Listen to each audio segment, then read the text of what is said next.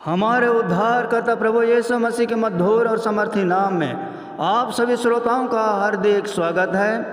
दोस्तों, क्या आप बाइबल की कहानियाँ सुनना पसंद करते हैं? अगर आप बाइबल की कहानियाँ सुनना पसंद करते हैं तो मेरी इन बाइबल कहानियों को सुनकर आप अपनी आत्मिक उन्नति कर सकते हैं। आइए आज हम बाइबल में भविष्यवक्तिन हन्ना कौन थी, इसकी कहानी सुनते हैं। लूका के सुसमाचार के दूसरे अध्याय में भविष्यवक्तिन हन्ना का उल्लेख किया गया है। जब यीशु के माता पिता उनके जन्म के बाद, जैसा कि मूसा के व्यवस्था के अनुसार शुद्ध होने के दिन पूरे हुए, तो यरूशलेम में प्रभु के सामने ले आए, तो उनकी मुलाकात भविष्यवक्तिन हन्ना से हुई। लूका 2:36 से 38 में वर्णित आयतों में हम सीखते हैं कि वह कौन थी और शिशु यीशु मसीह के साथ उसकी मुलाकात ने उसके जीवन को कैसे प्रभावित किया। हन्ना की पहचान पहले एक भविष्यवक्ता के रूप में की गई थी, जो एक ऐसी महिला है जो परमेश्वर के वचन को उसके इच्छित श्रोताओं के सामने बोलती है।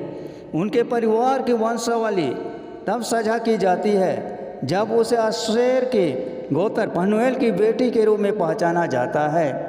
इस गोत्र के कुछ लोग फसह मनाने के लिए यरूशलेम लौट आए जब राजा हिजकिय्याह ने उन्हें पश्चाताप करने के लिए बुलाया।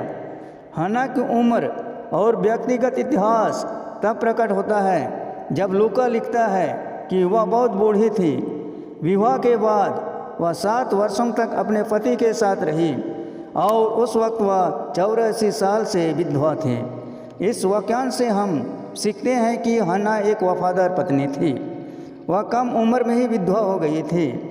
अधिकांश महिलाएं अपने जीवन के महत्वपूर्ण वर्षों में दोबारा विवाह कर लेती हैं और परिवार के सुख का आनंद लेती हैं। यहाँ लूका दर्ज करता है कि हन्ना ने ऐसा नहीं किया और वह मंदिर से दूर नहीं जाते थे। दिन रात उपवास और प्रार्थना के साथ मंदिर में सेवा करते थे। इस प्रकार हन्ना ने दोबारा शादी करने और पारिवारिक जीवन का आनंद लेने के बजाय प्रभु की सेवा करने के लिए अपना जीवन समर्पित कर दिया। दुख के समय में जब वह भावनात्मक पीड़ा के कारण ईश्वर से दूर हो सकती थी, तो उसने उसके बजाय अपने जीवन के लिए ईश्वर और उनकी योजना पर भरोसा करना जारी रखा।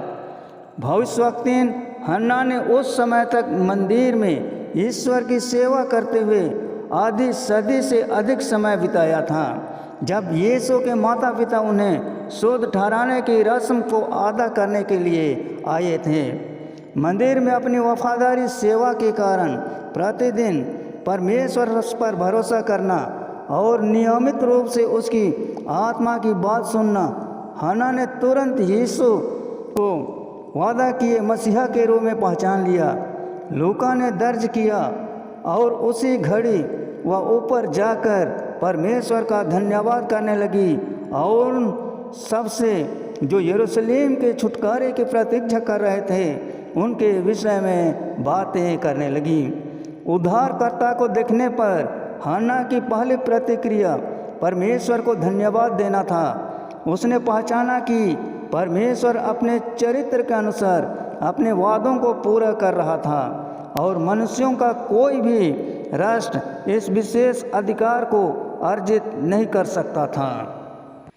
उसने यहूदी लोगों की परमेश्वर के नियमों के प्रति आज्ञाकारिता के लिए प्रशंसा नहीं की या पुजारियों की उनकी वफादारी पर्याप्त सेवा के लिए प्रशंसा नहीं की, जिसके कारण उन्हें मसीहा का आगमन प्राप्त हुआ। यह केवल परमेश्वर की कृपा से था। इसलिए उसकी पहली प्रतिक्रिया हमारे अच्छे और दयालु परमेश्वर को धन्यवाद देना था। उसकी दूसरी प्रतिक्रिया यह थी कि वह अपने आसपास के लोगों के साथ इस खुशखबरी को साझा करती है। एक वफादार भविष्यवक्तिन के रूप में उसकी प्रतिष्ठा के कारण जो वर्षों से मंदिर में सेवा करते थे, उसके शब्दों का वजन होता था। लोग उसका सम्मान करते थे और उस प्रतिष्ठा ने उसे यीशु के बारे में सच्चाई बताने का अवसर दिया। हन्ना का जीवन उस सकारात्मक प्रभाव के बारे में एक प्रोत्साहन है जो तब हो सकता है जब कोई व्यक्ति अपना जीवन प्रभु को सौंपता है। उसने अपने मसीहा को पहचाना और दूसरों को बताने में सक्षम थी, क्योंकि उसने व्यक्तिगत त्रासदियों का अनुभव करने के बावजूद जीवन भर ईश्वर पर भरोसा करने और उनकी सेवा करने में बिताया था। हम में से बाकी लोग ईश्वर पर पूरी तरह से भरोसा करना और उनकी इतनी ईमानदारी से सेवा करना सीखें कि हम भी अपने मसीहा को व्यक्तिगत रूप से जान सकें और दूसरों के साथ खुशखबरी साझा करने का अवसर पा सकें। दोस्तों, यह कहानी आप सबों को कैसी लगी? अच्छी लगी तो इस वीडियो को अपने दोस्तों को अधिक से अधिक शेयर करें, लाइक करें और चैनल को सब्सक्राइब जरूर कर दें। धन्यवाद।